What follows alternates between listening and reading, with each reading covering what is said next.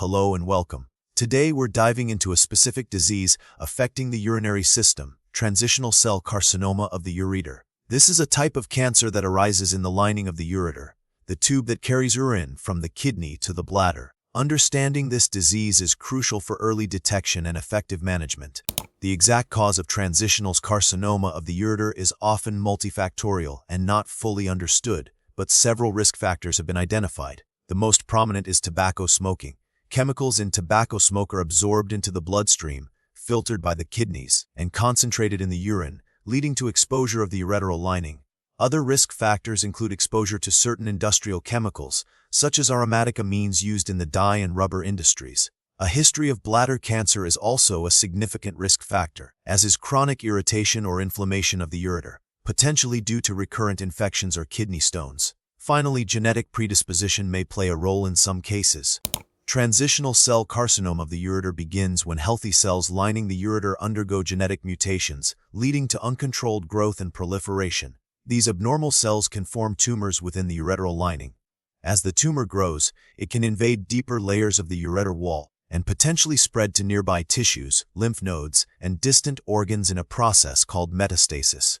This invasion and spread disrupt the normal function of the ureter, potentially leading to obstruction and kidney damage. The cancer cells are characterized by their ability to change shape, adapting to the environment of the urinary tract, hence the name transitional. Transitional cell carcinoma of the ureter is a relatively rare cancer compared to other cancers of the urinary system, such as bladder cancer. It accounts for a small percentage of all urothelial cancers. The incidence increases with age, most diagnoses occurring in individuals between 60 and 80 years old. Men are more frequently affected than women. Geographical variations exist, potentially reflecting differences in exposure to environmental risk factors like industrial chemicals and smoking habits. The signs and symptoms of transitional cell carcinoma of the ureter can be subtle and may initially be overlooked. The most common symptom is hematuria, which is blood in the urine. This can be microscopic, only detectable in a urine test, or visible to the naked eye. Flank pain, or pain in the side or back, can also occur if the tumor obstructs the flow of urine. Other less common symptoms include urinary frequency or urgency, and in advanced stages, weight loss, fatigue, and bone pain if the cancer has spread. Diagnosing transitional cell carcinoma of the ureter typically involves a combination of imaging and endoscopic procedures. A urine cytology test can detect abnormal cells in the urine. A CT urogram, a specialized CT scan of the urinary tract with contrast dye, is often used to visualize the ureters and identify tumors. Ureteroscopy, a procedure where a thin, flexible tube with a camera is inserted into the ureter, allows direct visualization of the ureteral lining and allows for biopsy.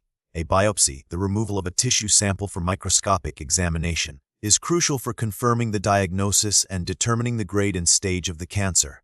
Transitional cell carcinoma of the ureter is often staged using the TM system, which considers the tumor size and extent, involvement of regional lymph nodes, and presence of distant metastasis. Staging is crucial for determining the appropriate treatment approach. Grades of cancer are also considered. High-grade tumors show rapid growth and are more likely to spread. There aren't specifically different types of transitional cell carcinoma, but rather different patterns of growth and spread, which are considered in treatment planning. Rare variants like squamous cell or adenocarcinoma can arise primarily in the ureter, but are uncommon. Treatment for transitional cell carcinoma of the ureter depends on the stage, grade, and location of the tumor, as well as the patient's overall health.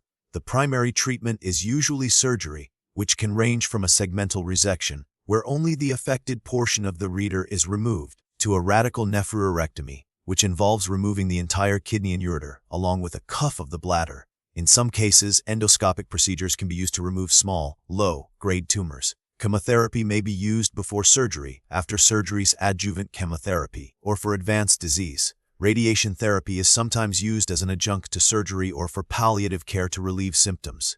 While there's no guaranteed way to prevent transitional cell carcinoma of the ureter, several measures can significantly reduce the risk. The most important is to avoid smoking and exposure to secondhand smoke. Minimizing exposure to industrial chemicals, especially aromatic amines, is also crucial. Maintaining adequate hydration can help flush out potential carcinogens from the urinary tract.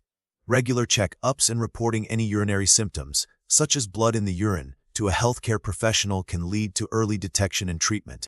The prognosis for transitional cell carcinoma of the ureter varies depending on the stage and grade of the cancer at diagnosis. Early stage, low-grade tumors that are completely removed surgically have a good prognosis. However, advanced stage tumors that have spread to lymph nodes or distant organs have a less favorable prognosis. Recent research focuses on developing targeted therapies that specifically attack cancer cells while sparing healthy cells. Immunotherapy, which harnesses the body's own immune system to fight cancer, is also showing promise in treating advanced urothelial cancers. Further research is ongoing to identify genetic markers that can predict treatment response and improve patient outcomes.